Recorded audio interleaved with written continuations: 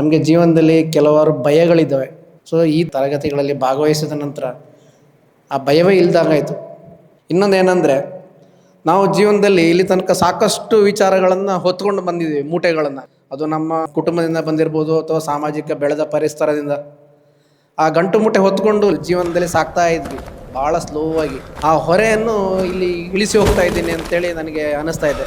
ಇಲ್ಲಿಂದ ನನ್ನ ಜೀವನ ತುಂಬ ಸ್ಪೀಡ್ ಆಗ್ಬೋದು ಅಂತ ಅನ್ನಿಸ್ತಾ ಇದೆ. ತುಂಬ ಲೈಟ್ ಫೀಲ್ ಅನ್ನಿಸ್ತಾ ಇದೆ. ಸೊ ಇನ್ನು ಮುಂದುವರೆದು ಅನಾವಶ್ಯಕ ಆಲೋಚನೆಗಳು, ಇಡೀ ದಿವಸ ಮನಸ್ಸು ಭಾರ. ಇಲ್ಲಿ ಬಂದ ನಂತರ ಆಲೋಚನೆಗಳು ನಿಲ್ಲಾಗಿದೆ, ಹೆಚ್ಚು ಕಡಿಮೆ ಫುಲ್ ಸ್ಟಾಪ್ ಆಗಿದೆ ಅಂತ ಹೇಳ್ಬೋದು.